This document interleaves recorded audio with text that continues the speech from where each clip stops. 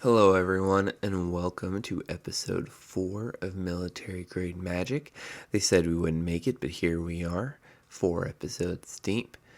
This week we're going to be going over ramp. What is ramp? The importance of ramp, how it's going to help you win more games. This week we're doing a little bit of nature versus machine with Gruel versus Jeskai. I am going to be running Werewolves, and Top is going to be running Liberty Prime, utilizing all of the energy he can muster. So, without further ado, let's get into it.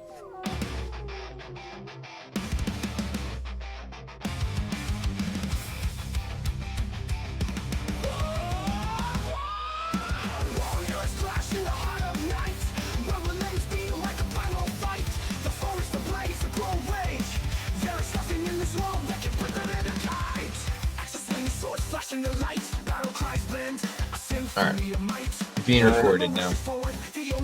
Hooray! Hooray! Rolling. A 9. I think that's like the third or fourth 9. 18. You know what? New deck. You don't believe me. Boy. Brother, I can see the really? size where they You can see the fellowship going across. and it walked.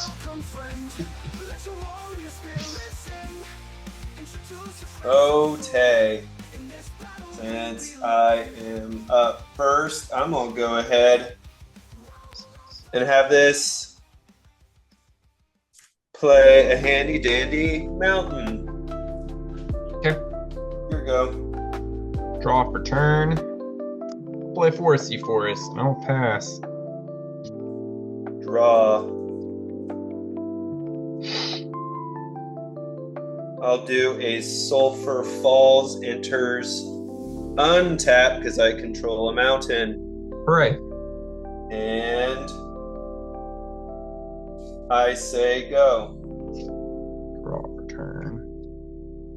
I'll play Mountain, tap 2 for Full Moon's Rise. Werewolves I control have +1/+0 and Trample. I'll pass.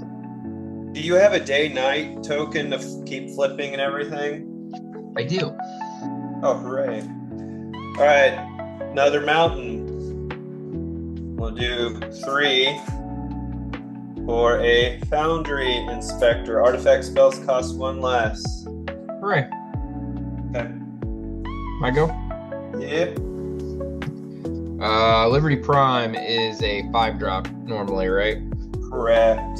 Okay. Just want to make sure. Play Forest, tap 3, and I will play my commander, Tovalar. Pass to you. Draw. Gonna tap 3 and 1 less. And this pays for 1 generic still, right, on X spells? Is that how that works? So you set the mana value of X, and then the 1 reduction comes afterwards. Okay. So that means this will be 2/2, right? You're paying for 4, so yes, 2. Yep. Alright, so I got a 2/2 Hangerback Walker. When it dies, I create 1/1 Thopter artifact tokens with flying for each 1/1 counter on Hangerback Walker. And I can tap 1, tap it, put a 1/1 counter on it. Here we go. Boundary Inspector is a 0/2. 3/2. 3/2. That's pretty good for a 3-drop. Yeah. Mountain. I'm gonna tap 3, play Cultivate, search my library for 2 land cards, put 1 on the battlefield, tap 1 in my hand. I'm gonna let you go ahead and go. Okay. Forest in the field. Tap Mountain because in hand. there are less than 2 opponents. Yep. I'm gonna tap a mountain to play Galvanic Discharge. Choose target creature or planeswalker. I'll choose your main dude. I get 3 energy. Then you may pay any amount of energy, and I deal that much damage to the permanent. So I'll do 3 damage because it's a 3/3, right? Yeah. Yeah, I'll do 3 damage to your commander. Okay. And then go to combat. There's 3, 5. Can't do anything about that. All right. Second main, I don't have any goes. Your go. Okay. Draw for turn. Mountain. Green, red, 1. I'll play Faldorn, Dread Wolf, Herald.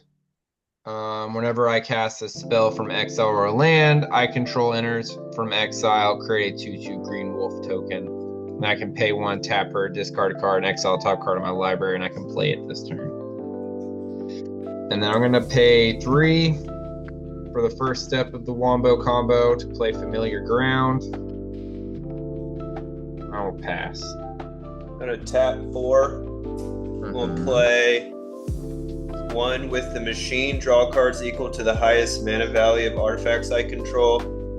I'm going to draw 3. I mean, if you choose the other guy, it's 4. Brother, your boy is not doing good on manners right now. Okay. She's a what? She's a 3/3. Human druid. Yeah. Alright. I say you go. Okay. Forest. Green. 1, 2, 3, 4. And I'll play Cult of the Waxing Moon. Whenever a permanent I control transforms into a non-human creature, put a 2/2 green wolf creature token onto the battlefield. And I'll pay 1, tap Faldorn. I'll exile top card of my library. I cannot play it, so it'll stay in exile. Can't play it after this turn. Alright, I will pass to you. Cult of the Waxing Moon is a 5/4, by the way. Okay. I'll tap 1, paying 1 less because of Boundary Inspector. I'm gonna play T4 power or T45 power armor. I get 2 energy. Okay. You don't have any blockers? He's a 5/4. A 5/4. Holy smokes. Okay. I'm gonna tap 3 to equip the power armor to the Hangerback Walker, the Hangerback Walker. Okay. Making it now a 5/5. Okay. How does that work? Do you have to pay energy to swing him, or? So, equipped creature gets 3/3 and doesn't untap during its controller's untap step. At the beginning of your upkeep, you may pay 1 energy. If you do, untap target creature, then put your choice of a menace, I about said malice, trample, or lifelink counter on it. Give it a couple years. Malice counters will be a thing. Probably. I don't know what it'll do, but. Right. Okay. Your go. He's a 5/5 now, you said? 5/5, yeah. Untap. Draw. Play a forest. Tap down, so green. I haven't drawn a single planes. This isn't going well. 1, 2, 3, so 5 total. So I'll bring my commander back out. And then I'm gonna tap 1 and tap Faldorn to exile top card. It's a land, but I've already played lands this turn. That's my bad. It's you play land, you don't put onto the battlefield with that ability? You may play the card that you exile this turn, so it doesn't get around the once per prison magic that. I meant to do that. And I still don't have a planes. I must not have shuffled these very well. Ruh-roh. Yeah. I'm gonna play Aether Hub. That's my land for turn. When it enters, I get an energy. Then I may tap it, pay an energy, and add 1 mana of any color. Oof. That stings. All right, that's what I'm gonna do. I'm gonna tap this, pay 1 energy to float a plains.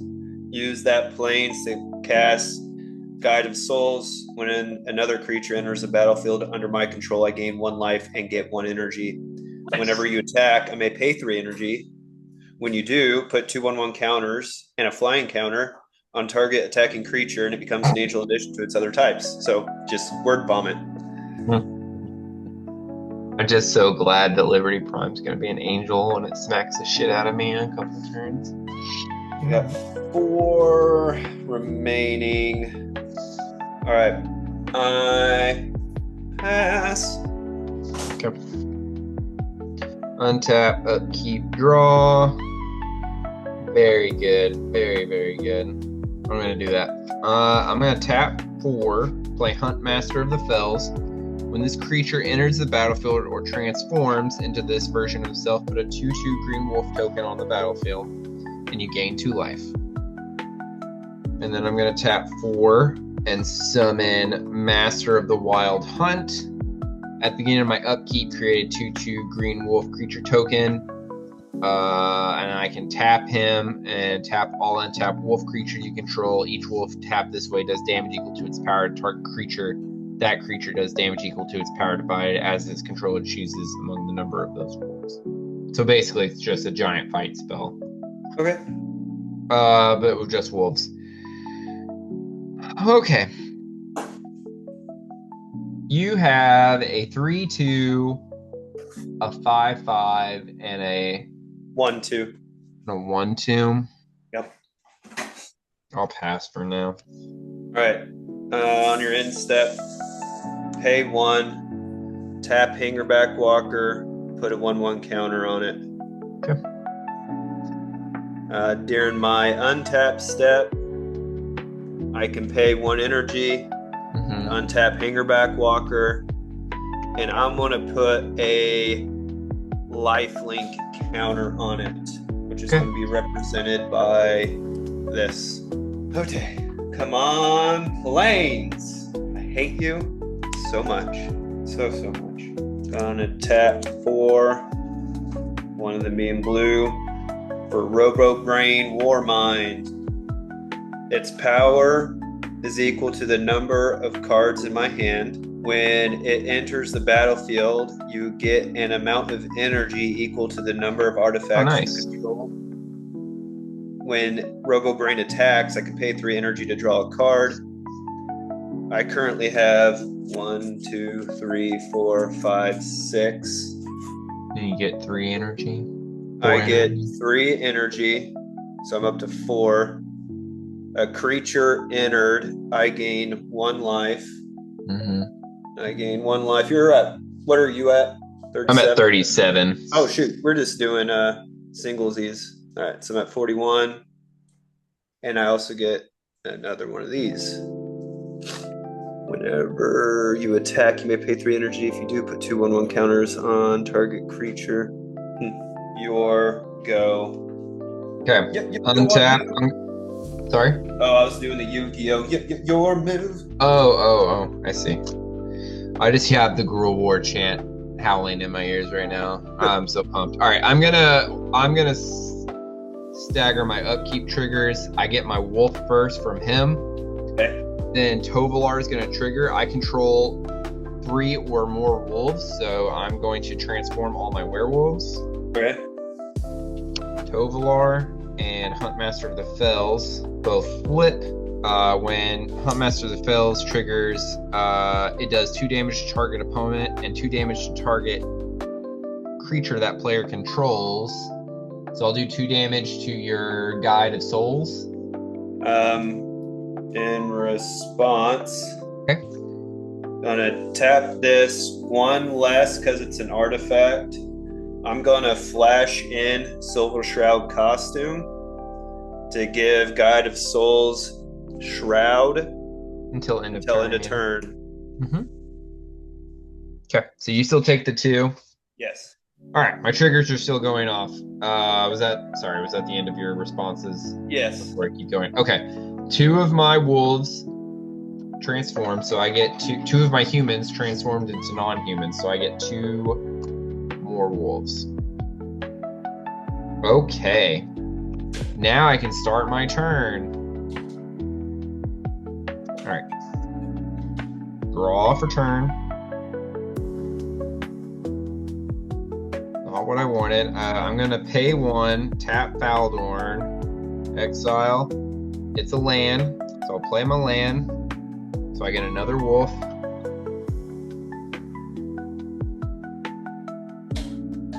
Up to 5 wolves. Your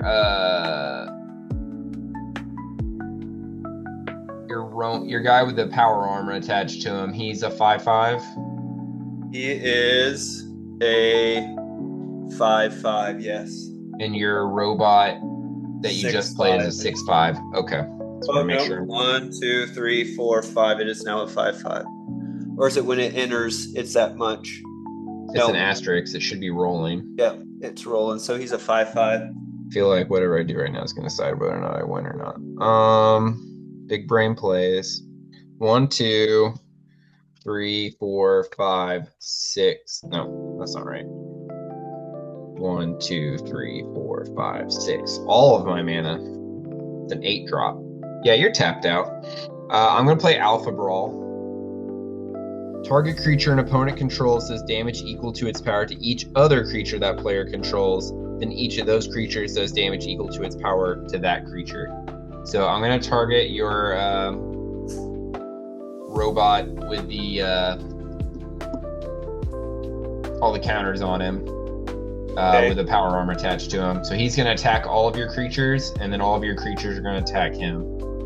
All right, so since he has lifelink, I get 5, 10, 15 life since he's attacking them, right? I guess so. Yeah. Okay. Makes sense to me. All right. So he attacked them. Now, does he do the full power to each one, you said? I guess. Right? So. Okay, so guy goes. This guy goes.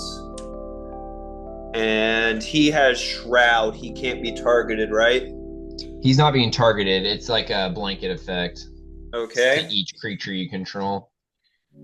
All right. They all did damage back to him, 5, so he should be dead too. 1, and that's 5. That's 6. All right. And then since he has 3 1/1 counters, I get 3 1/1 Thopters. Okay. All right. So good. Yeah. I'm gonna move on. All right. I'm gonna go into combat. I'm gonna swing 5/4 and 2/2 at you. Neither one of these have trample, and I'm gonna swing 4/4 and 4/4, and both of these do have trample at you. I'll block the 2 trample ones. Okay. And then whichever one. You're gonna block the 2 with damage, trample or the 2 without trample?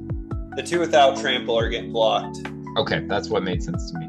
And then whichever is the highest, They're block both the other Thopter. One's my commander, one's not. They're both 4s. Oh, I'll block the commander then. Okay. So how much You'll do I take take? You'll take 7. 3 of that's commander. Okay. Okay. I get to draw 2 cards because 2 of my wolves did damage to you. I will pass. Not looking good for the home team. Still haven't drawn a planes, dude. I only played 1 spell that turn. I don't even know if Liberty Prime's going to get on the field this game, dude. It's not looking good for old democracy. I mean, you've got a City of Brass basically there. You can play him. Or you could before I... Well, here's the rub. As soon as I play him, you're going to play some spell that targets him. I mean, I didn't say that. You said that. Yeah. But why not? So... I mean, it is the play. Yeah. Let's do it. Why not? I just played my big board wipe in this deck, so... So I go down to 4 planes. And 1, 2, 3, 4, 5. So plains, island, mountain, 2. For your boy, Liberty Prime. All right, read him to me because I'm not. Vigilance, trample, haste. When Liberty Prime recharge attacks or blocks, sacrifice it unless you pay 2 energy. I can tap 2, tap it. Sacrifice an artifact, get 2 energy, and draw a card.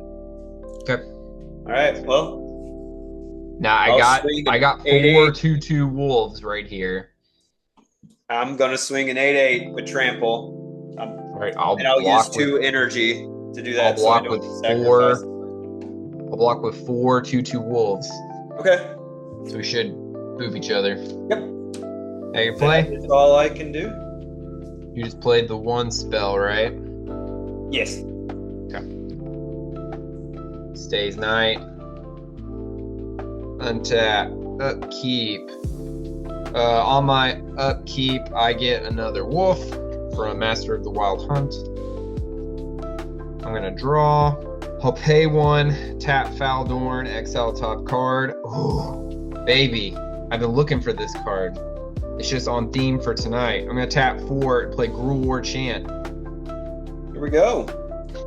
I get another wolf because of Faldorn. Attacking creatures I have +1, +0, and menace. So because of Familiar Ground and Gruul War Chant both being on the field, the Wombo combo is in effect. All my creatures are unblockable now. I didn't think I'd get this far. Alright, I'm going to play a Rugged Highland from my hand. I gain a life. And then... Alright, I'm going to leave 4 mana untapped. Going into yield combat, I'm going to swing... 2 of these wolves have Summoning Sickness. I'm going to swing 2, 5, 4 at you, all unblockable. Just give me the total. I don't have any blockers. Just give me the 8, total. 10, 15. 15? I get to draw 3 cards. Okay. 2, And how much is that as commander damage? 4. So I'm up to 7. Dang, this is a one-sided game. I kind of feel bad, to be honest with. Oh shit! I'm so sorry. 1, 2, 3, 4, +4 because of Gruul War Chant. I got +1, +0 as well. So 1 more commander. Yep. So commanders to 8, and then an additional 4 life. And then second main phase, I'm gonna tap 2. I'm gonna play Mayor of Averbrook. Other human creatures have get +1, +0. I'll pass. Okay. Draw. I'm gonna play a Scalding Tarn.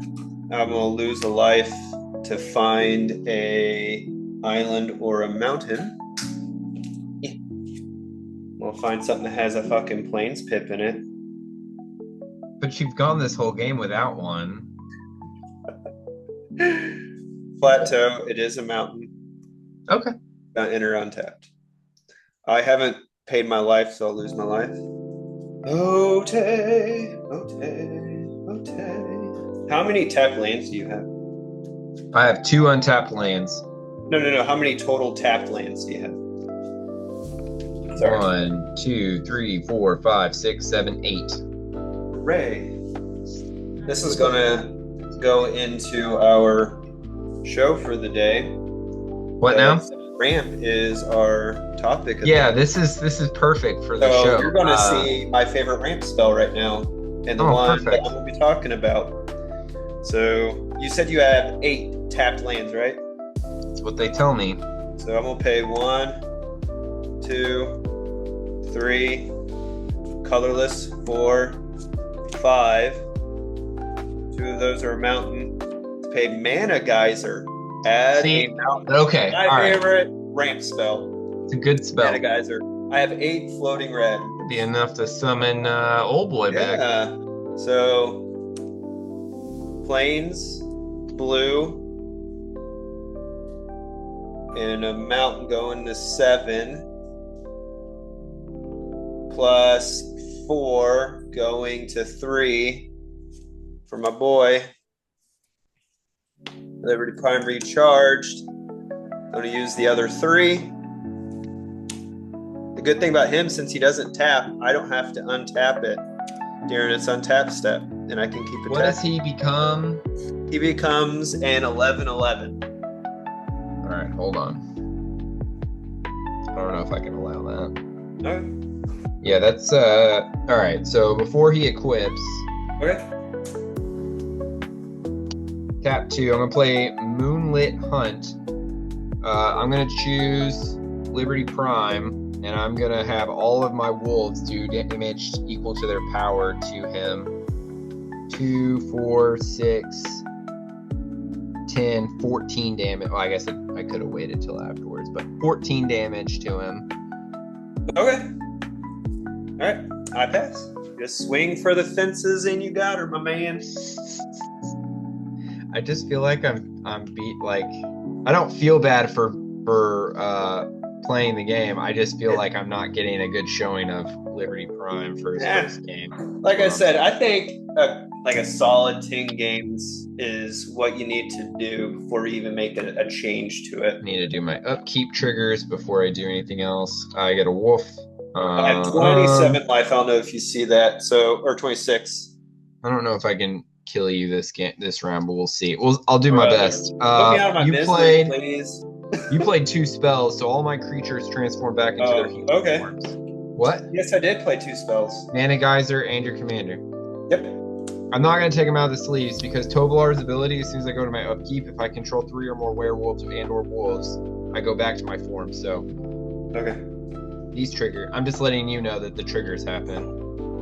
Okay. The mayor transforms as well. I had 3 wolves transform into their werewolf forms. I get 3 more wolves. Which is exactly how many games we've. Have you ever thought about putting your transform people into clear sleeves? So all I have to do is just flip the sleeve. Yes. Yes. But I would have I always said if I were to build one like that, that's how I would roll with it. Yeah. I'm not opposed to the idea. It's not happened yet. Okay. That's the end of my upkeep step. I'm gonna go. Okay. Alright. Main phase. I'm gonna pay 1. Tap Faldorn, exile. It's a land. I'll play it. I get another wolf. This wolf is 2 wolves. Just tell his friends. I'm gonna go into combat. Okay. And I should have 3 wolves without summoning sickness. The rest all have summoning sickness. That is 6 each, so 12 right there. Okay. Plus 6 is 18. Plus 3 is 21. Plus 3 is 24. Plus 3 is 27. Huh, there we go. Got a response. That's the game. Hey! That's a magic number. GG's. Alright, well, I did just so happen to have my 2 best removal spells in my hand. Dang, you drew all your removal. I've got more than that. I have upgraded the deck since before times. Oh, how many removals do you have in it? I have quite a bit, and unfortunately for you, Gruul hates artifacts, so this was probably a bad matchup for you. Not that I got any of those, but... I just want to play this as much as possible. Yeah. Well, until Alright, you want to switch over? I had good synergies going. Yeah, no, I really thought you were going to steamroll me there for a minute. You really just ran out of traction without your planes. Alright, we'll swap over to the other thingamabob.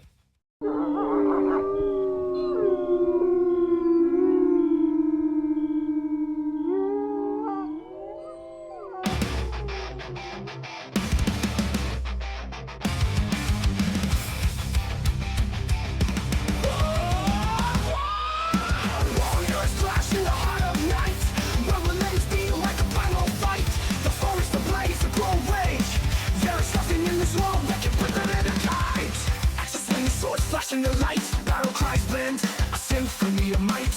Each member rushes forward, the only way to die is in war. Who knows this in their core? Humble off the grow, such a heart ablaze that is so welcome flame. Let your warrior spirit sing, introduce defense to fall. In this battle we belong. The rumble of the grow. We are currently recording, and I'm going to start off by saying that Gruul song, it makes me want to bench press a Buick. Yeah. I was rocking to it in the gym before we played tonight. And Is that why you rolled over and showed your belly on the game? You're just like, I gotta let the werewolves win. It is fitting that our song for today is Gruul, and you won with your Gruul werewolf deck. So, I was originally going to play Simic, and then I realized that I had robbed cards out of my Simic deck to get my Mothman deck ready. Oh. For the MMS Sim that we did, and I was just like, I hate going back and forth and robbing cards between decks. I was like, you know what? Let's just play Werewolf. Werewolf's ready. You'd already said we were gonna play the Gruul song, so I was just like, "This is perfect. Let's just do it. It's It's on Thon brand." theme. And one thing for our listeners before we go on to it, this is a non-magic related topic. So I like using chalk on my hands during deadlifts, right, versus straps. And I was tired of the chalk dust getting all over the place. They have to make a better alternative to this. And they do. It's called liquid chalk. You put like a little pea-size blob on your hands and you rub your hands together and it will turn into like a chalk that doesn't powder. I didn't have to reapply it. Like, I'm probably going to get a cancer of some type, I imagine, in the future. Anything good is not good for you, it seems like, anymore these days, right? That's true. It's a total game changer. I'll send you a link in Amazon. I listen, the pre-workout, that's part of the deadlift game. The other part for me is that slap after I've chalked my hands. It's game time. You're like I LeBron don't James know in that it. the chalk actually helps me. It's all mental at this point. Really? Well, I get really sweaty hands. I do too. And I 100% do. But I think I'm sweating enough where the chalk is a net zero. But it's just a mental thing where I see the cloud of dust. I'm like, it's game time. it's go time. All right. So today's topic is all about Oh no! the Oh no! No! ramp. No! No! No! Oh Listen, no. team. Listen, team. I play board games with a 3-year-old as a part-time job, and let me tell you, the Corgi team, the Corgi family here, we are a bunch of sore winners. It's 3-1 now. We're on the rebound point of the turning point here. Turn that franchise around, huh? Yeah, this franchise. Yeah. We might be short and stubby, but we're quick. We're coming back. It's like we're deadly over close distances, like Gimli. Doors are natural sprinters. Natural sprinters. That's a pretty good way of describing it. I know it's not on brand or on color, but the Corgi card, my Corgi commander, that's white. Like, they gave him flash because Corgis, despite their size, are actually very, very quick dogs.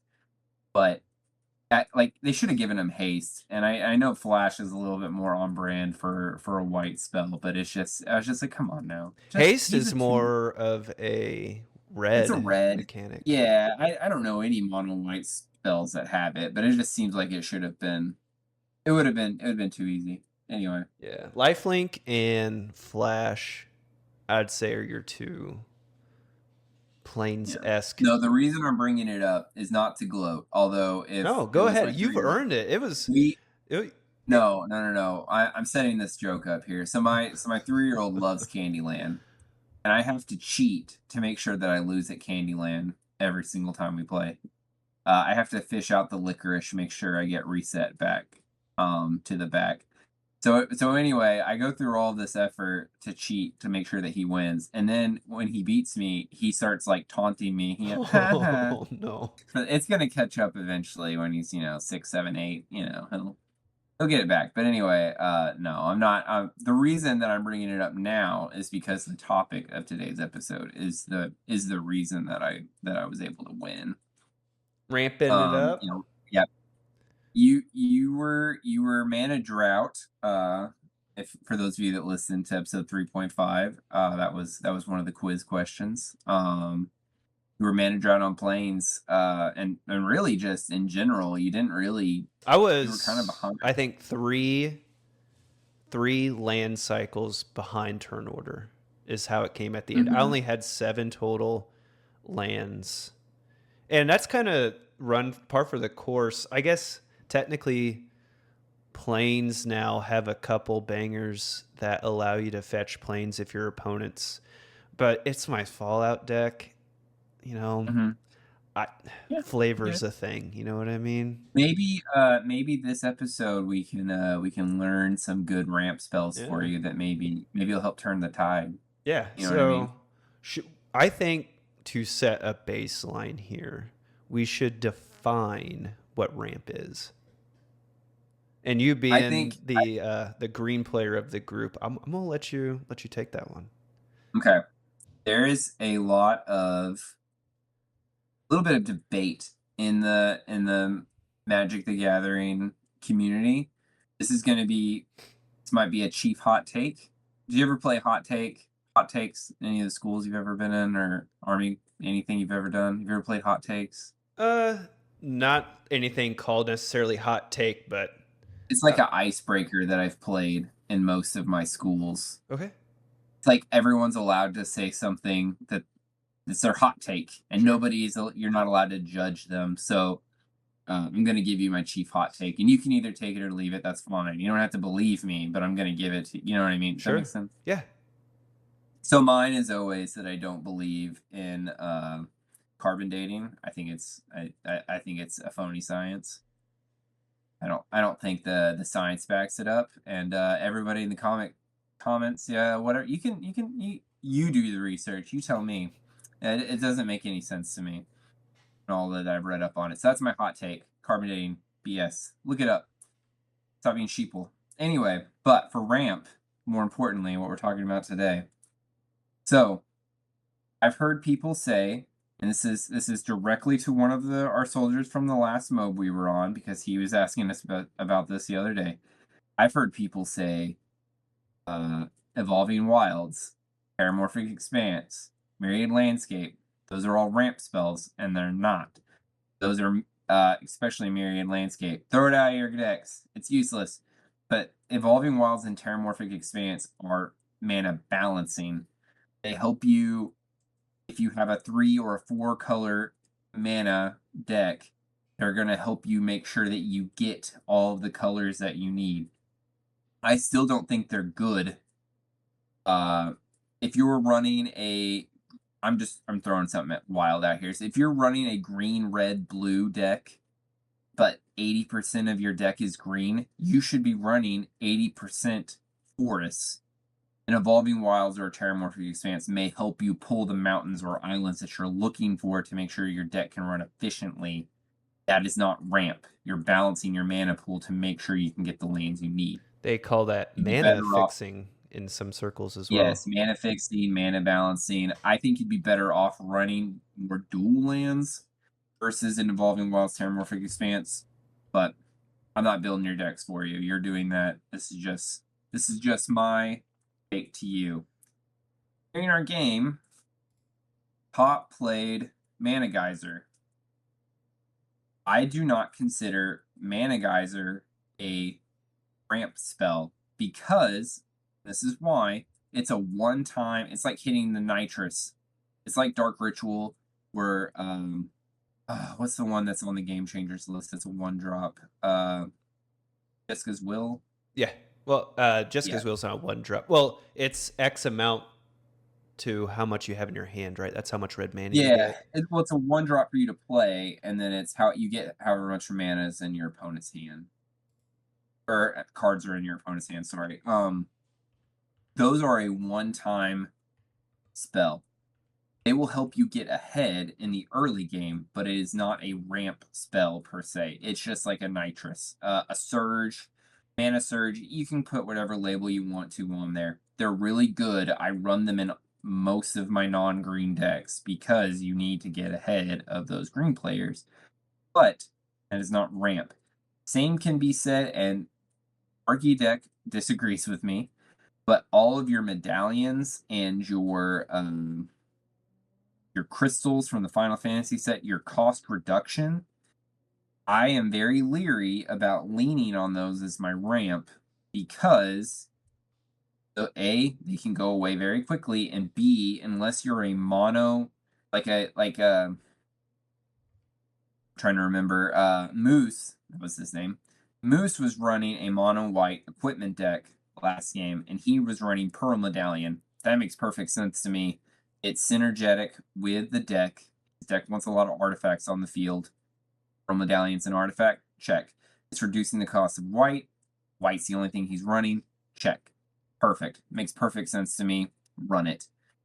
If you're running a multicolor deck and you're putting all of the medallions in, so if you were running just Now, to be fair, again, you are running an artifact deck, so maybe it would make sense. But if you were running Pearl, Ruby, and it's the blue one, Sapphire, if you're running those 3 medallions in that deck, there's a good chance you wouldn't have drawn the one you need to anyway, and it doesn't erase the pips. It just erases a 1-drop. I am very leery at leaning on those for the ramp for your decks. Ramp is anything that puts you ahead of the mana curve. So on turn 1, you should have 1 land on the field. On turn 2, you should have 2, so on and so forth. If what I mean by getting ahead of the ramp curve, the mana curve, is if on turn 2 you have 3 lands on your field by the end of the turn, you're ahead of the curve. And you want to stay ahead of the curve because there's a good chance you're going to miss a land drop turn 5, 6.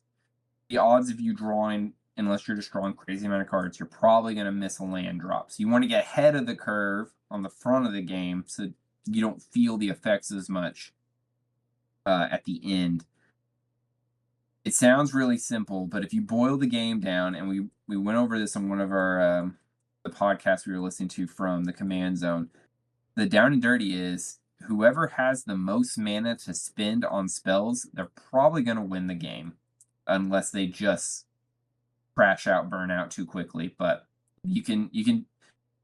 I had, I think, 11 mana there at the end of the game, and I was able to cast a lot more spells. So it just paid off at the end. But sorry, I got really into the ramp. Can you tell I'm a green player? I think to back brief here, we can agree ramp is the accessibility to put mana into your mana pool that is more than what it would be if you played 1 land per turn. Can we agree on that?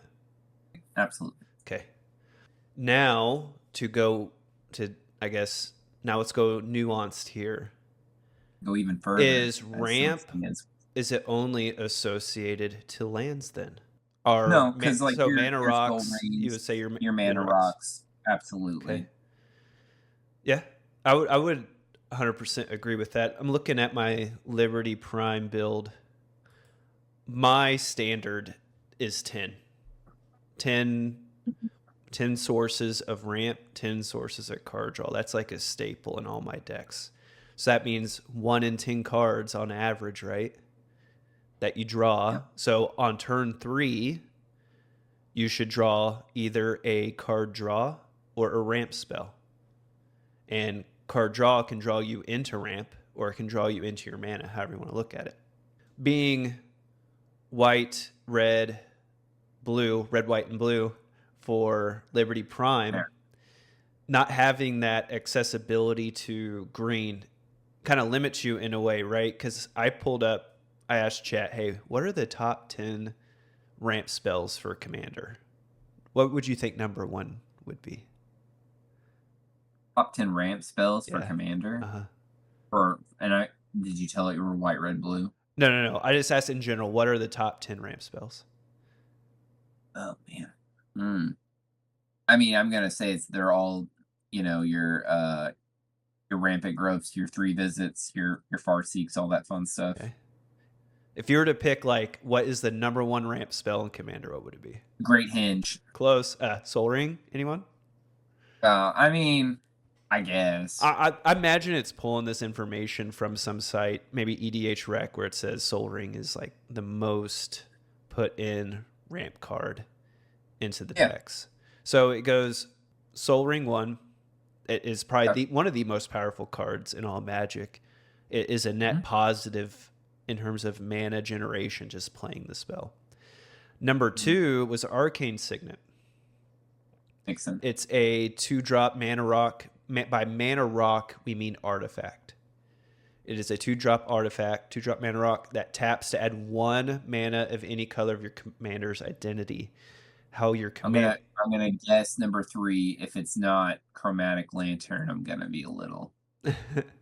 No, it actually goes into the next kind of green, kind of runs with it. But I kind of want to, when it comes to commander identity, for those that aren't real big into what Magic is, Your commander's identity is the colored pips that are on the card, to include what's in the upper right-hand corner, which is your CMC, converted mana cost of your commander, to include the text below. So if in the upper right-hand corner it has a mountain, but down the text it has a plains, it's considered Boros. It has a red pip and a white pip.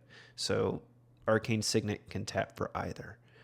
All right, so Soul Ring, Arcane Signet, then we go Farseek, Nature's Lore, 3 visits, Cultivate, Kodama's Reach, Explosive Vegetation, Sky Shroud Claim.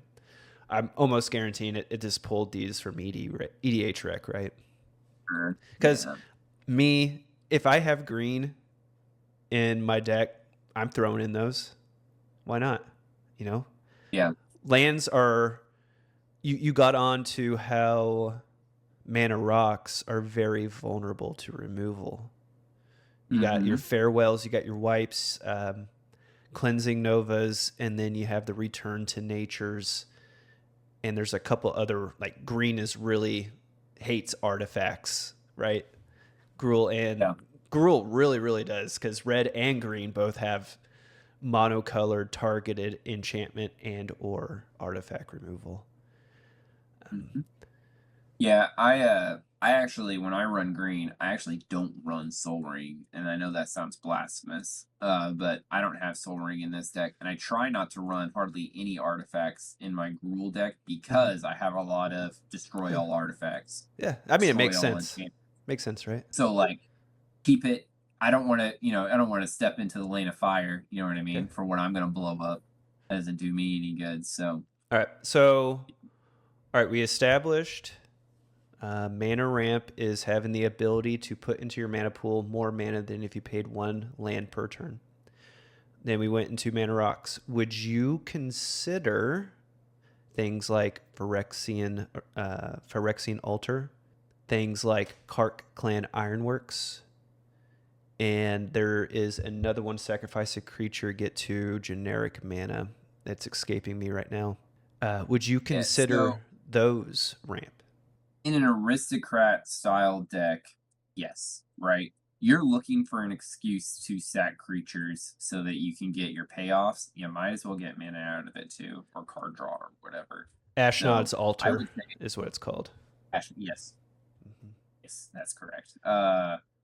Yeah, no, so almost all of my my Shield Druid deck, I was just looking at that today. I run Phyrexian Altar in there. I run Phyrexian Tower, I think is the other one. You sack a creature, you can get two black. Crypt so yeah, Ghast. I try to run. Oh, I guess those aren't the sacrifice ones. I'm sorry, I'm getting ahead of myself. No, go ahead. Don't worry, we're getting into Crypt Ghast. Yes. Yeah, I run those. I count those as ramp. Okay. You are correct. You have to have. It's kind of like ramp with an asterisk, right? Because you got to have a creature to sack. But if you don't have a creature to sack in an aristocrat style deck, you're probably behind. Yeah. Ready. Yeah, you're having a bad day. We established green's probably the single best ramp color in terms of being able to protect itself and do it without like hurdles to jump through, either having creatures to sack. What about Cabal Coffers? Would you consider that ramp? And cards like it? I would. And you know what? I was telling you earlier, so last night for about 2 hours, my power went out in the middle of the night, and it got so hot in our house that I was just not able to sleep. So I literally went through, looked up the best ramp spells for each color. Yeah. Kind of categorized and broke down kind of the theme of ramp in each color. And black is really heavy into either sacking your creatures and getting mana off them, or making your swamps like a super value more type of. So like Crypt Ghast doubles all your swamps when you tap them. Yep. Cabal Coffers, same thing. Cabal Stronghold. Yeah. Magus of the Coffers. Yep. Like they're all just making your swamps tap for double or more in some instances. Another me. good one for black, if you are kind of in a mill plan for yourself to self mill and do a lot of graveyard manipulation, Crypt of the Agadine. You can tap Okay. 2 generic, tap it, add swamps to your mana pool for each black creature in your graveyard. Oh, nice. So that's if you're real big into like a zombie deck where you don't care if things are going into your bin. That is another way of kind of taking advantage of your game plan. They call that synergy, I hear. Synergy. Yeah. We talked about black. We talked about white a lot last game. I do want to touch a little bit on what we talked about because I got a little bit clarification on some of the stuff we talked about. Loyal Warhound, Knight of the White Orchard, and Cartographer's Hawk are all 2-drops. The first 2 are ETB enters, and Cartographer's Hawk is when it attacks. But the big theme with all of these white ramp spells that I'm seeing is it's almost all of them are, if you're behind in mana, this will help you catch up. Yeah. So we talked about it last time. White is terrible at ramping. It's at best you're catching up to your opponents. You're never going to get ahead with white ramp, mono white ramp. You're just doing your best to stay up to snuff. But you got to think, right? I'm sorry? But you got to think green is the ramp color where white is has the best removal, I would say, right? Your path to exiles, you're controlling. So what do they call that? Color pie. Yeah. So I would say their ramp fits their color pie in a way. Even though there's hurdles to jump through, you don't want to make white green. And then there's no color identity anymore, in my opinion. No, I'm not asking them to change. What I'm saying is something to be mindful of when you're building your deck. Don't put 12 ramp spells in your white deck hoping that's going to help even the playing field against your green play. You're never going to keep up. White needs to focus more, a mono white deck needs to focus more on having enough 1-drops, enough 2-drops, enough 3-drops, enough 4-drops, and stack yourself. Make it so that, a green player, they can do nothing but ramp. We talked about that thing in episode 1. You can ramp the first 5 turns and be ahead of the rest of the table and have no board state. The white player needs to start pillow forting. You need to have a turn 1 play almost every time, or at a minimum turn 2. You can't afford to keep passing.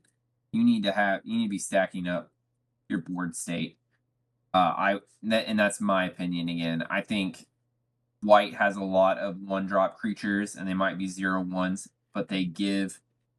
I think Giver of Runes is a really good example, right? Like it's a 1/1 at the late game when you can tap that and give protection to any creature you control. That's a huge win. It's gonna save your bacon later. So things like that, just balancing your deck out. Don't forget, white has one of the most OP cards of all time, and that's Smothering Tithe. Smothering Tithe, especially in multiplayer, unreal. Monologue Tax. I didn't know about that one. Monologue Tax. It's like Smothering Tithe, but it's if they play 2 spells in 1 turn, you get a treasure token. I know there was Trouble in Pairs as well. That is like if they do 2 of the game list, yeah.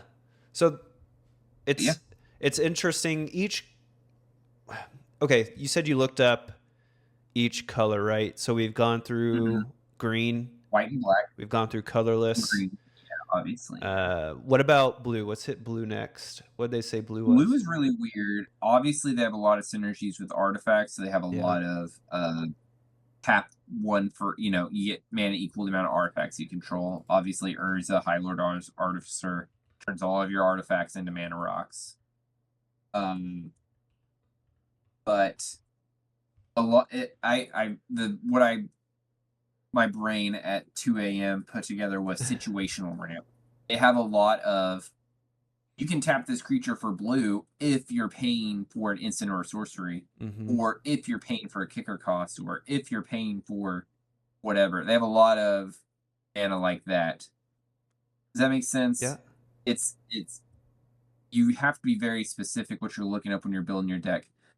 Obviously, you're playing blue, you're probably paying a lot of instants and sorceries. So Volsh Tide Turner, she's a 2-drop merfolk. You can tap her for mana to pay for your instants and sorceries. There's a nice little mana dork-esque blue creature for instant sorcery that you're probably were gonna play anyway. But yeah, Omen Hawker was a weird one. You can tap it for 2 mana, but only if you're paying for abilities. Which, again, if that's something that your deck's doing, great. It's a good way to ramp for a very specific type of deck. But like you said, green's big thing is ramping. Blue's isn't. You know, if blue could ramp like green does, everyone would play mono blue. That's all they would play. So that's why blue and green Simic is such a dangerous combination, because the two most powerful things in Magic, drawing cards and ramping. You're saying it's not the best color pair of all time?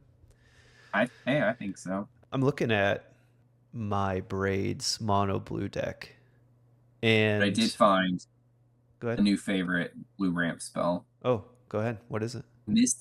Misleading Signpost. Misleading Signpost. All right. What does it do? It's a blue fog, has flash. When it comes on the battlefield, change the target. You can change any number of target creatures that are attacking. You can change it to whoever, and then it ramps after that. Okay. So if you could bounce that back to your hand, because it's an artifact. But yeah, it turns into a mana rock afterwards. But yeah, if you could, a little blue pocket fog, and then also ramp on top of that. I was reading that and I was like, why have I never heard of this card? There is a artifact where you tap 2, tap it, and you can return, I think it's target permanent maybe, to its owner's hand. And on the command zone, one of the guys, Crystal Shard.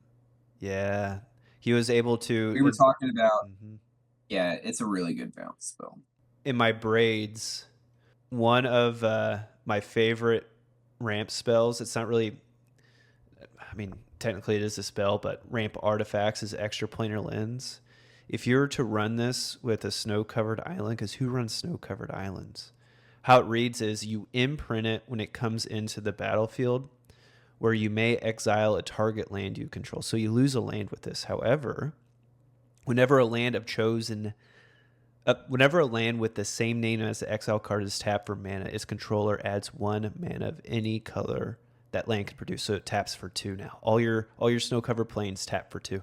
So good. Mono blue, just run a bunch of snow-covered islands, have this in there, and 3 lands, you have 6. You're off to the races. Nobody runs Snow Hate anymore, so Right. Or at least not anywhere that I play. So I mean, it's not. There's not really any drawback to playing snow lands. Yeah. So I run Cage Sun, which is kind of the similar. Whenever you choose a color as it enters, right? Always choose blue.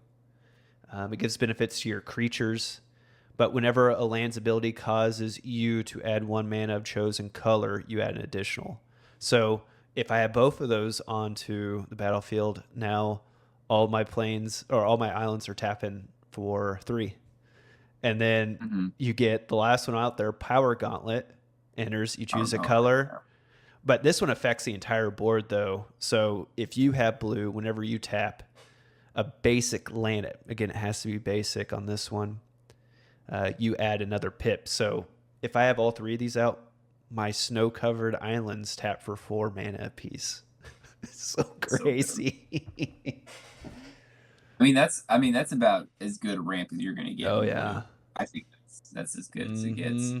Like I said, I think blue's affinity for artifacts is the blue's considered the smart people, right? The wizards of the Magic realm. The artificers, the wizards, yeah. All right, so our last color is red. What do you have for red? So first thing that kept popping up when I was looking at it was almost all of the Chandra Planeswalkers. They have some kind of red mana bump in there for like a quick 1-2 pip. Yep. And then the other big thing is treasures. Mhm. There's a lot of treasure. Dockside creation. Extortionist, anyone? Dockside Extortionist, Professional Facebreaker, Reaver Cleaver, Neheb. Stormkill Artist. Yep. Ooh, Storm Killed Artist. Oh, I have him in Feather. good. Disgusting. Yes. Disgusting. Oh yeah, for sure. It's so disgusting, dude. Yeah. One that I really like, it's kind of silly, but Cursed Mirror. Okay. Have you ever played with that? No. It's like Act of Treason, so you gain control of target creature. So Cursed Mirror, it comes on, it's a mana rock. Comes on the field, it's been red though, but it comes on the battlefield, it steals one of your enemy's creatures. You get to do damage with haste for a turn, and then it turns into a red rock, mana rock afterwards. So again, if you were in the colors for it, if you're in some kind of blue-red or red-white, and you can bounce it back to your hand, you could kind of keep playing on that active treason portion, but just getting that, I mean, a 3-drop mana rock is not ideal. The 2s are much more efficient, but all right. Yeah. And then I think the best one that I saw that I've never seen played is Tessic Judas Hellhound. It's a 4-drop, and you add 1 red mana for each attacking creature. Now you got to spend it on an instant or have something on the field where you don't lose mana during the end of phases, but yeah, those red decks, especially like a goblin deck or something that's you're swinging 100 goblins or whatever, if you could have 100 red mana, pretty nice. Yeah. I'm waiting for the day. I have Neheb Eternal. So what Neheb in my Obosh deck, my Rakdos deck, I'm waiting for the day where I can able. He's in the 99. I'm waiting for him to be out, but what happens is during your post-combat main phase, you get a red mana equal to the damage dealt by your creatures. I'm waiting for the day where that just pops off, and then, because Obosh doubles everyone's damage. That's an odd converted mana cost, and say I have, I don't know, some other type out there that doubles it again. I've dealt, I have like a 20 bomb, and I can throw that 20 bomb into an X spell and just like a 1/2 in a single round and just destroy someone. I'm waiting for that day. It's gonna be pretty nice. Yeah. I know it's not out yet, but the Avatar set is bringing firebending into it. That set is firebending. And firebending is whenever you attack with a firebender, you get red mana equal to their firebending X whatever. So you'll get it's same idea there. So you'll get some. So all right, I need to correct myself. Neheb the Internal. At the beginning of your post-combat main phase, add a red for each 1 life your opponent's lost this turn. So it doesn't even have to be creature damage. It could be any damage. And with my Obosh deck, I could tap out and do an X spell and double it, right? And hit the entire table for 12. Get the mana back. 12 times 3 is what? 36? Brother. The math. A lot of mana. I'm waiting for that day. I want to get into rituals right quick because it seems like this is our friction point, and I want to see. Friction point's a little strong. Yeah, this is, I would say, where we disagree, and let's see if we can find a common ground here. So, by our current definition, ramp is having access to mana greater than if you were to play 1 mana per turn. We agree on that. Yes. Does that have to... Now, this is where we need to get into the nuance of it. Does that have to be repeatable, like every turn? Or is it just that turn alone? Okay. So, my counter to this debate is not the right word, but my counter to this is you play Jessica's Will on turn 1. You got 7 mana. You play 7's mana's worth of stuff, and you're ahead of the game because you did that, right? But you do not have access to 7 mana next turn. You're Sure. back to 2. You played all that crazy stuff. Crazy in quotations. But if you got off this big play on turn 1 and you're not able to follow up with it in the following turns, Yeah. you're no longer, you might not, let's just say turn 1 you had Jessica's Will in your hand, you fell for the Soul Ring trap and you're like, well, I only have 2 lands in my hand, but I have Jessica's Will, I'm fine. Mm-hmm. You're gonna be behind if you don't start drawing land. Yep. You know what I mean? Mm-hmm.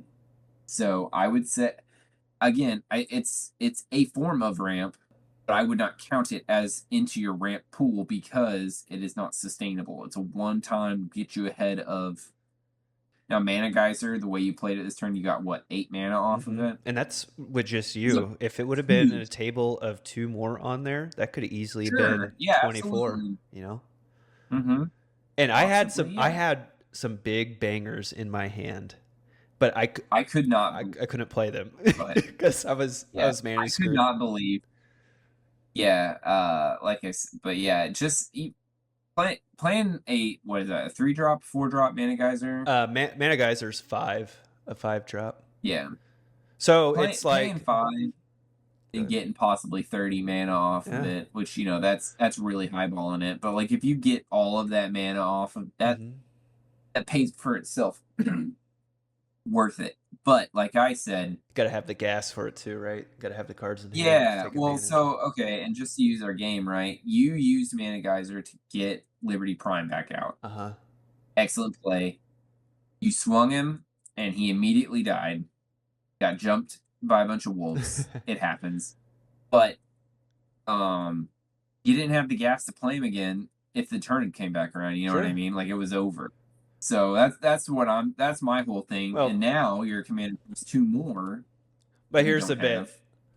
With the way the game was, you had such a bored state, no matter if I would have been able to bring him out again, it wouldn't have mattered. To where if it would have been a multiplayer game, there may have been someone else that was open, and since he has vigilance, right, I just hacked that person. But yeah, you're right. But the reason I love Mana Geyser, and it is my favorite ramp spell, especially when it is in all of my red decks, because I think current meta of Commander, playing multiple spells a turn is what wins you games. Being able to go into throw down a board wipe or something to set the opponents back on the heels, and then throw 2 bangers out on the field. Having 36 mana to do that with Mana Geyser with 3 opponents, if they each have 8 tapped land, or excuse me, 24. Let's do math here. But that's why I love these ritual spells so much. I even have Dark Ritual in Gulkar Giza because it's a 1 mana. You pay it, you get 3. I only have to have 3 mana on the field to play Gulkar Giza, and she's a 5-drop. Yeah. Granted, it's a one-time go, and I get that, but I like it because it sets up my plays and it allows me to take a step ahead. Excuse me. I'm gonna take a quick step back. When we were talking about that Command Zone podcast, if I remember correctly, the winners are usually the players that have spent the most amount of mana, right? So having access to, especially with Mana Geyser, to extraordinary quantities of mana, and if you were to put that into any type of a blue counterbalance, if you're an Bruh. Yeah. Bro. Disgusting. Yeah. I'm pretty sure it's a storm deck, that I'm working on. I'm not saying don't run it. Right. I'm just saying it's not a reliable source of mana. One last ritual next Shieldred deck, and the dream is, turn 2 get Shieldred out before anyone's got enough mana to cast any removal, and just let the beatings begin. You know what I mean? Yeah. All right. The last form of ramp that I was able to identify were your mana dorks. your typical, Land of War elf. What are your thoughts on Mana Dorks? I mean, been playing this game for almost 10 years now, and Mana Dorks are still one of my favorite little subtypes. I try to in all my green decks I have at least one. Do I you mean, do you they're- like Mana Dorks over Mana Rocks? So typically, it depends, of course, which kinds you're playing, right? But like a Land of War Elf, I'll pay one forest, and he taps for a forest himself. We're good to go. But like an Arcane Signet, that costs 2 to generate just as much mana as a Land of War Elf. Yeah, they're easy. I'd say creatures are much easier to remove than an artifact in most decks. But if all your the Mana Dork's purpose, right, is to come out on turn 1, turn 2, and get you ahead of the game. If my Mana Dork gets wiped out in turn 6, turn 7, it's a bummer, but it's not a deal breaker for the game, is kind of my thought process on. Yeah. Another thing with the current meta of Magic, and I think I need to start leaning into this more, is the amount of removal you put in your decks as you build them. I almost think having 10 removal spells is not enough anymore for Magic. I have that in the deck we just played with. My werewolf deck has 14 pieces of removal in it. And it showed, right? Yeah. And that's single removal, and then I have 4 mass removals in there. I would say that's one thing I need to get better at is, and I kind of lean into, I would say anywhere between 8 and 10. I don't think it's enough anymore. At least for our meta and our play group, I don't think it's enough. Yeah, and whether that be counter spells or whatever. Yeah, whatever and we could probably do a whole episode on removal one day, what all that classifies as. But you need to be in control of what your opponents are doing, and that's what removal's there for, is to stay in control, because otherwise you're hoping that they don't get, you know what I mean, you're hoping top doesn't draw planes and gets Liberty Prime out on turn 4. Otherwise we're screwed. Well, this kind of leads me into top soapbox today when it comes to removal. Okay. I think there needs to be more ways to punish land ramp players. There's plenty ways to punish your Mana Dorks, your artifacts, to remove them, to exile them. I think we need to get over this whole lands are sacred, you can't touch them kind of thing. And I think the fair way of doing that, because no one wants to Armageddon. It's not Armageddon. Is it Armageddon where you just land, like, no one, I'm not talking that where we just destroy everyone's lands and we're back to, turn 1. No. What I'm thinking of is I would like to see more cards that look at what turn order number it is, right? So say it's turn order number 3. I play a card that says exile all lands or each player sacrifices lands down to the turn order number it is, or target player. And obviously you're going to be hitting your greens with this. If green has the ability to specifically target other colors' ramp, I almost think there needs to be a counterbalance to that if land ramp is the way they're going. What are your thoughts on that? I mean, you're not going to win any popularity votes with a green player by telling me that I'm the one game that I win, and you're like, you know what, your problem is you fuck you're you. not paying your taxes. No, I hear you. And I think land destruction was a really big, and this was before my time, so I'm speaking about things I don't know about, but land destruction was a really big play format there for a while, and then it kind of fell off because not a lot of people were playing it. It's kind of like Mill, but Mill's coming back, so maybe land destruction. I don't know. I'm not opposed to it. You could run land destruction, but Mm-hmm. mollywop you. You know what I mean? Right. So as long it's the same thing with the slivers and the Eldrazi. Mm-hmm. You're welcome to sit down. I'm gonna beat the shit out of you when you start targeting my lands. But Yeah. yeah, I get it. Yeah, no, I don't. I would not blame, especially. White's not going to have a lot, but like a Rakdos player or Yeah. something like that, I can see Rakdos being very heavy on land destruction and it being it'd be fitting with the colors and it'd be fitting on I theme. would And, think it would be a Rakdos spell for sure. yeah, This maybe like Mardu, maybe set the red, world white, black. ablaze, or I don't know, like Yeah. some catchy thing. Yeah. And like I said, I don't want to take the green player or the land ramp player because obviously planes, they have some good stuff to help get them up, up, right? But away, if I'm going to be set back when I'm outside of green and you cast your destroy all artifacts spell, right? And there goes all my Bane of rocks. Progress or something like that. Sure. There goes my Phyrexian altar. There goes my Ashnod's altar. Yeah, so I just think there needs to be a counterbalance to that. And I'm not saying print a lot of these, but I think a single, maybe two spells where it sets the land ramp player back to the turn order, not under it, but back to it.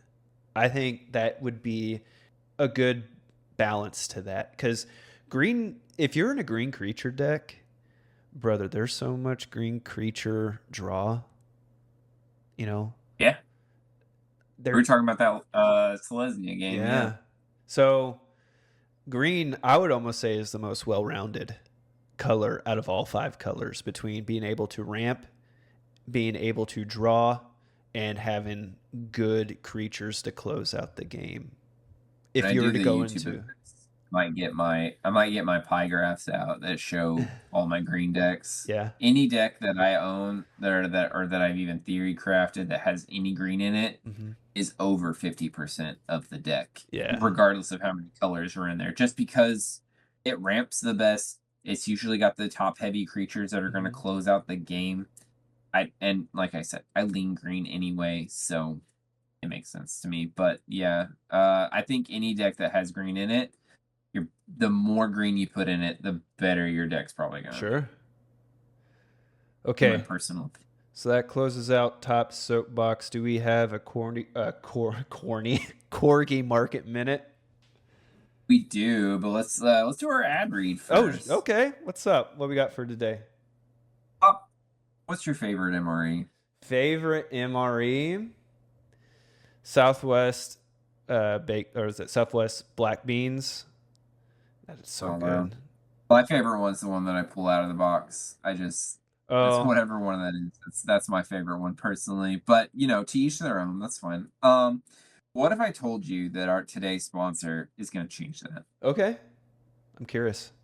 With MRF, Meals Ready Fresh, you can take any MRE and make it into a fine dining experience.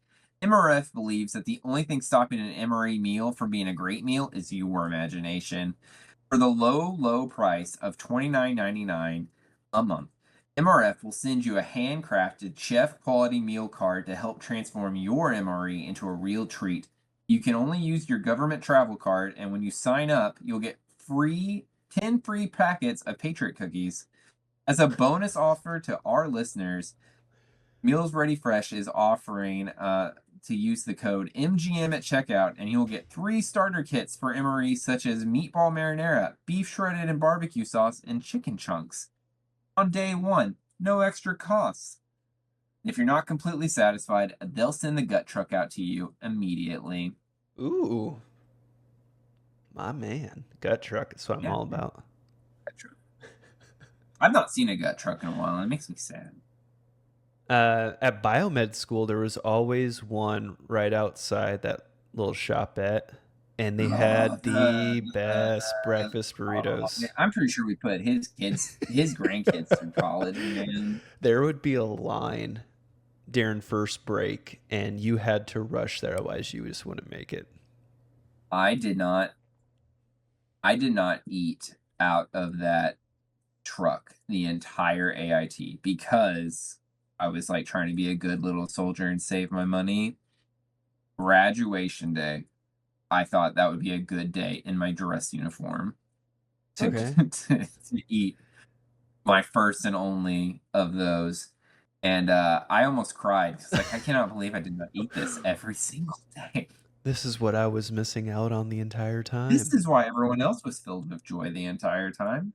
You know, it's right.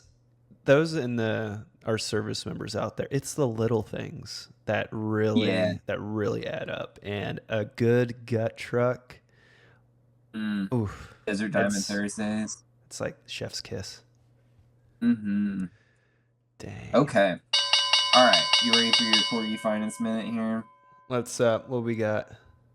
All right. Number 1 is your favorite card. Oh, Vivi. Okay. What's up with it? So I don't know if you've been keeping up. Rumor mill is going to get banned after the tournament this weekend, the standard tournament this weekend. Not surprised.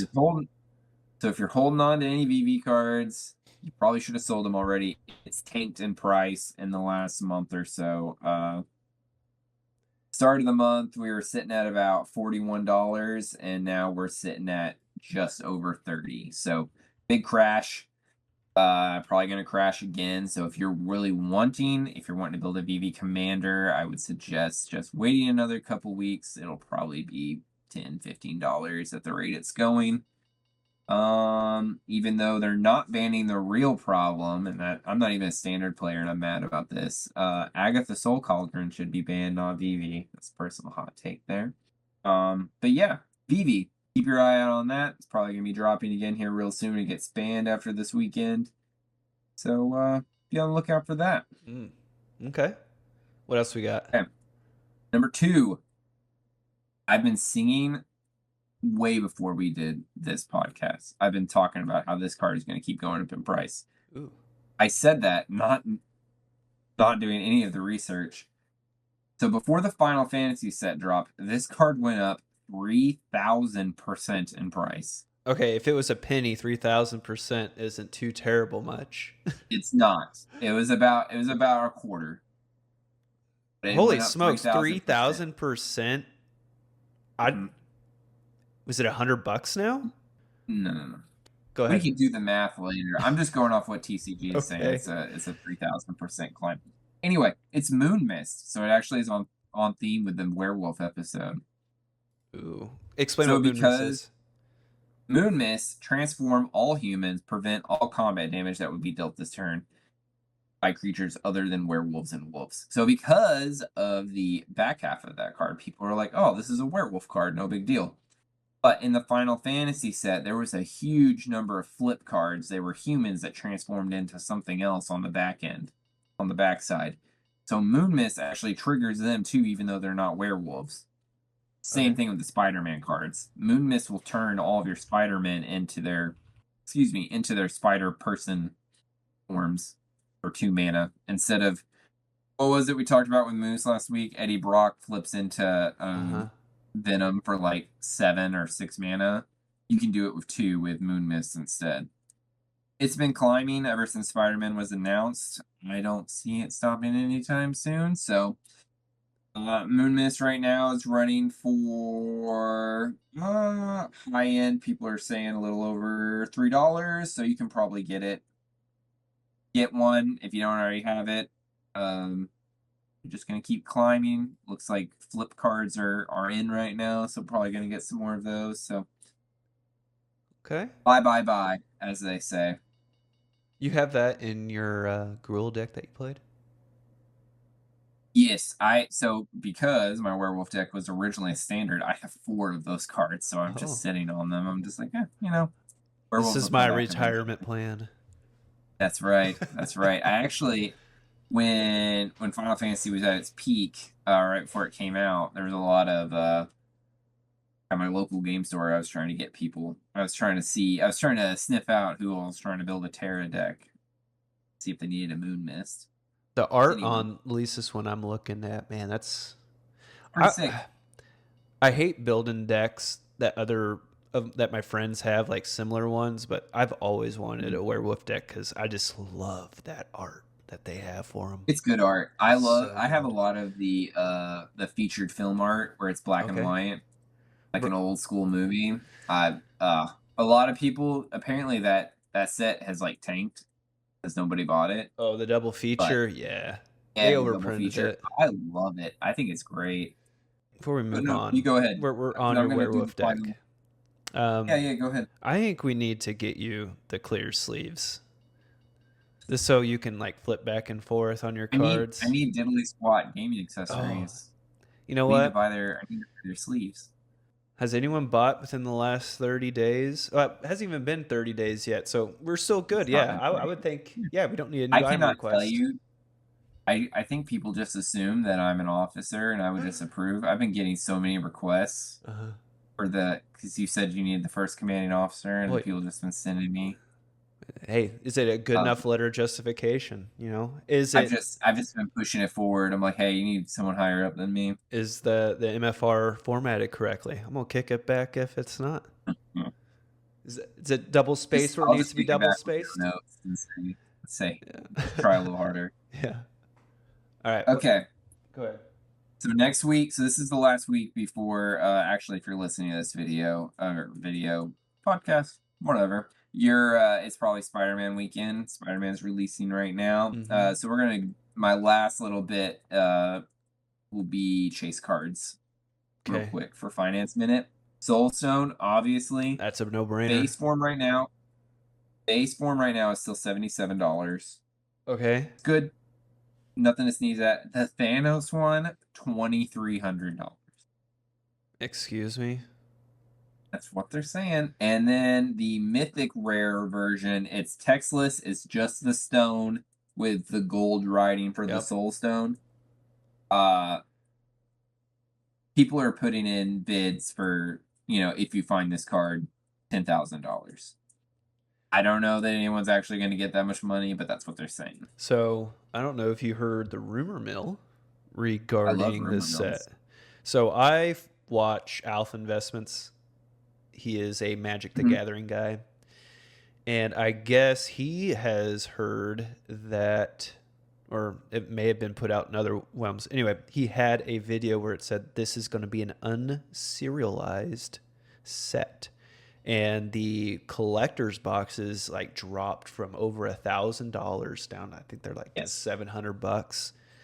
Can you imagine if the Soul Stones, what they should have done? And he brought this up, and I thought it was such a good idea. There will only be 10 Soul Stones in that specific type. That, let's just say that Mythic Rare one, right? Yeah, so sure. Since this is the first one, this is 1 of 10.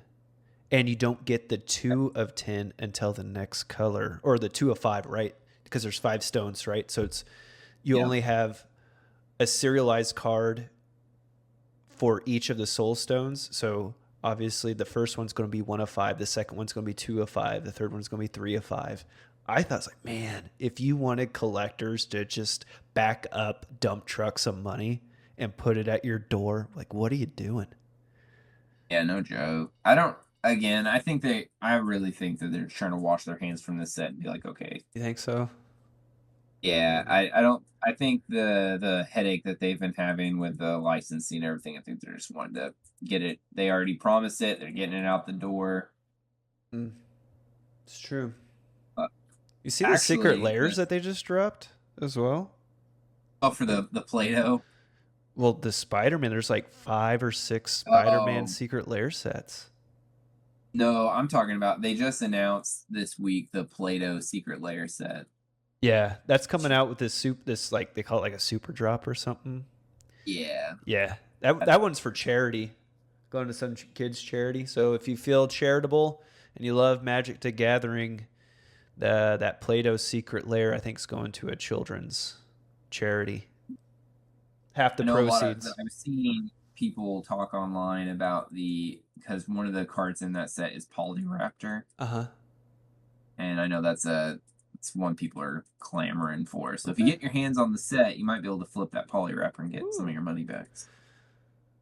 Okay. You can be charitable and profitable. No, what I was going to say is the second most desirable card from that set, other than Spectacular Spider-Man, there's like 23 different versions of Spectacular Spider-Man. It's like one from each different Oh. of the comics or whatever. So like those are going gangbusters because people want specific art. Okay. But the second most like non one of those is actually the card you were interested about last episode. So Anti-Venom. Oh, bro. I think He's that's going to running- be my they're- mono white commander. I really do. Yeah, Uh-huh. they're saying right off out of the gate, they're saying it's going to be about $50 is what people are chasing it for. So probably hang out 3-6 months, it'll stable out. You can get it for a lot cheaper than that. But if you are ripping packs this weekend while you're listening to this, you can probably flip that one for some of your money back. So there you go. That's my finance in it. You know, we need to make this. I don't know if you ever heard of the show called Mad Money before. Okay. There's this guy named Jim Cramer, and he gives like stock advice. I think it's like on CNBC, and it's just so hilarious. Like he'll have like a soundboard when he's like things are just like getting destroyed. It'll have like some like explosion sound, or be like sell, sell, sell, sell. Like I need to get a soundboard for you when you do this. But no, episode 3.5, it should be out now when this episode drops. Chief did a little game with his wife where he did kind of like a Who Wants to Be a Millionaire in a way, to where if his wife got a certain amount of points, he would delete his Card Kingdom cart. And I might have to do that with... I filled up a cart. Told her if she got over 50% of the questions right, I dropped Shieldred out of the cart.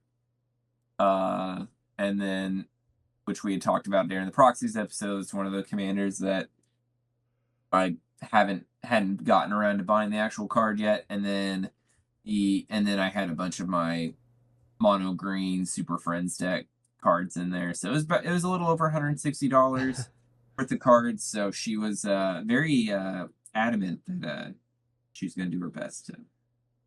I may have to do that with my wife with this Anti-Venom cat. We'll see. Perfect. We'll start a trend. All right. So one last thing to round this out is at least in the Army. I don't know if they have this in other services. I'm sure they do. Challenge coins, right? Yeah. I always thought that, and I'm not the original thinker of this because I think you brought it up, Chief, that there was someone's challenge coin that was actually a Magic the Gathering card. And I'm like, so go ahead. Do you remember? I know you're a couple years older than me, so I know I'm more of the Pokemon age than you. Do you remember? It was like Christmas, like when the first big Pokemon movie came out. They had those gold-plated Pokemon cards in a plastic Pokeball.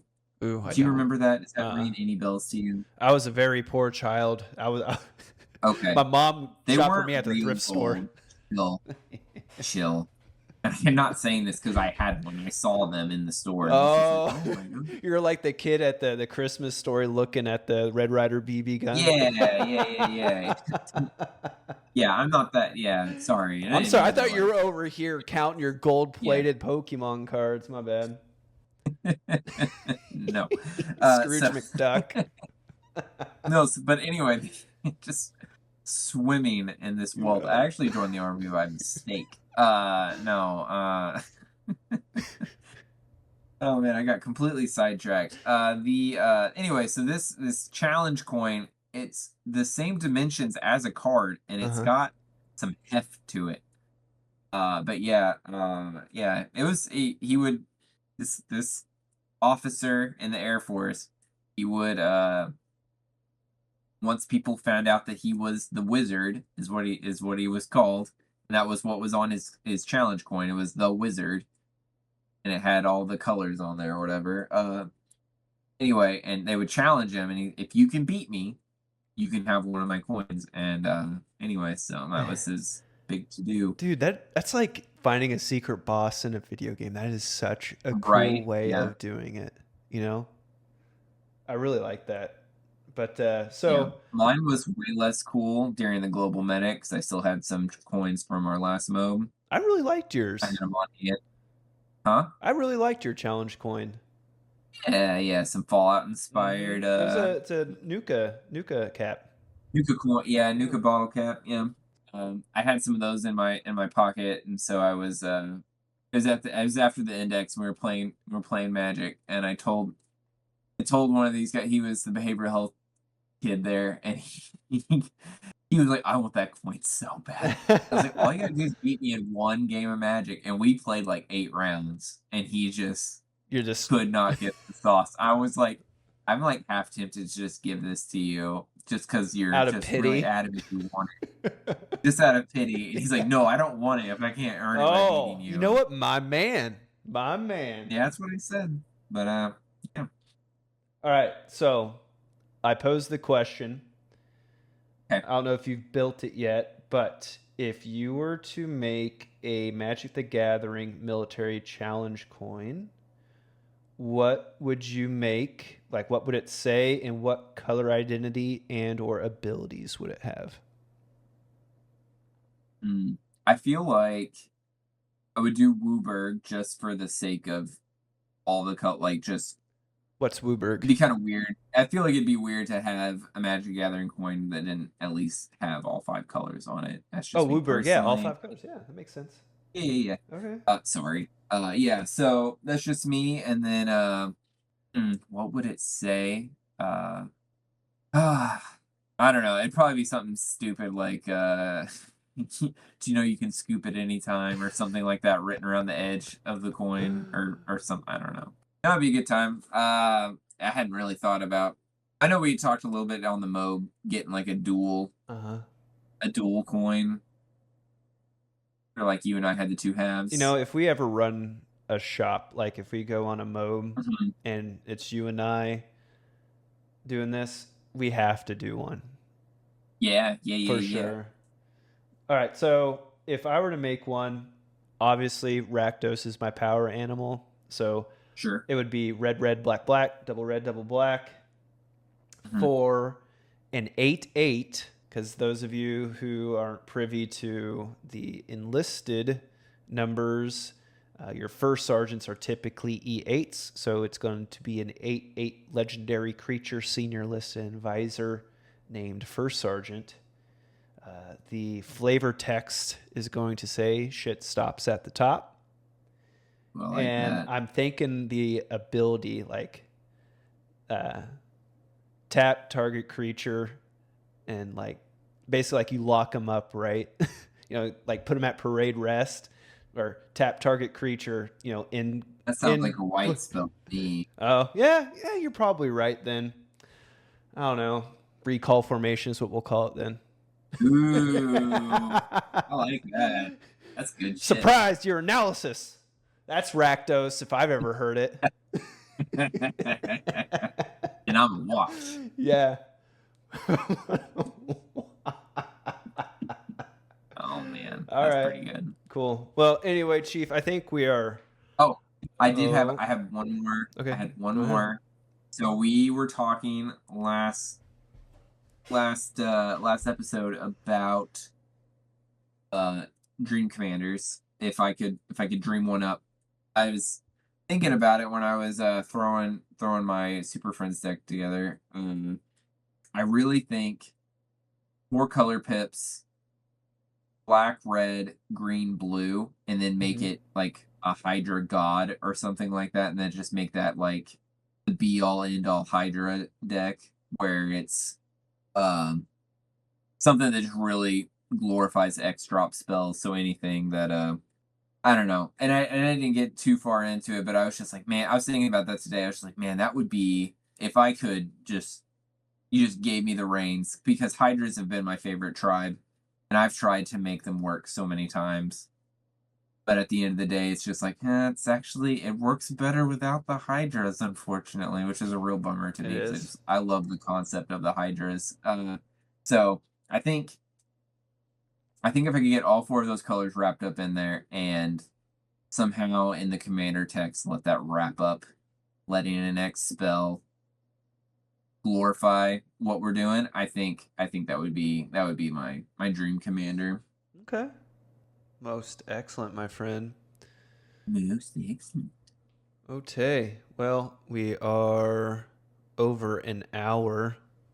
Is your wife? I remember she says like we need to keep this like under an hour, like every single time. Other than the first episode, we kind of hit that mark. But so she was telling me that we needed to set a timer, and basically we set it and we watch it, and that helps us stay on track. And I was like, I mean, yeah, but then I'm like cutting conversation. You know what I mean? Like we're having a good talk, and then we're cutting it. You know what I mean? It's like you don't go into the kitchen and critique the chef that he's doing putting in the special sauce. You don't do that. I I don't set the oven timer. I just know when it's done. You know what I mean?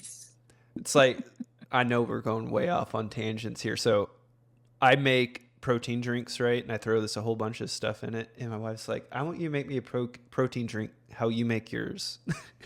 And she's like, tell me how to do it.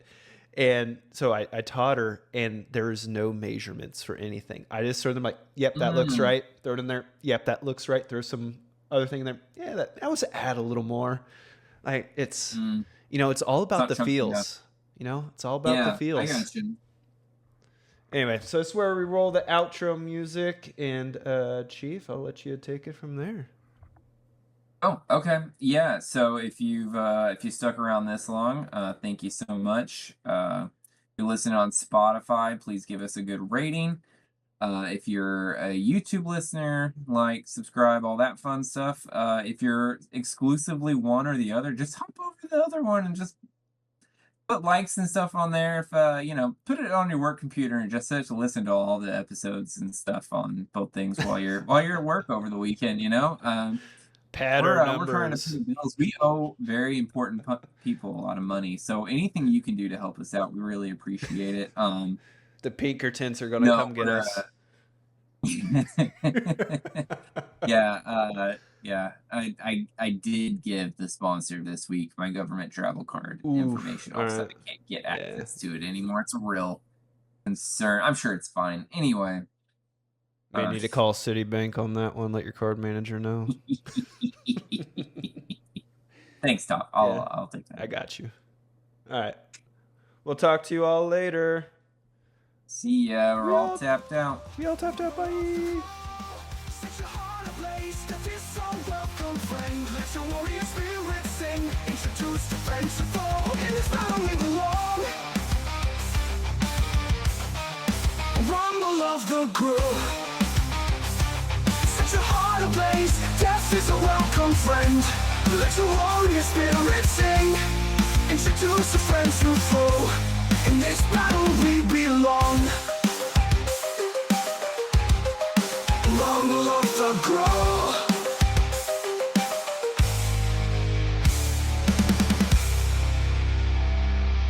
Throw it to the moon above. Let the beast within start a riot. Teeth and claws become our weapons. The crow war chant is now the only thing we hear. Blood spills red under the stars. Close strength in every stars. Voices raise a battle song. In this fight we all belong. Rumble of the crow. Set your heart ablaze. Death is a welcome friend. Let your warrior spirit sing. Introduce some friends to foe. In this battle we belong.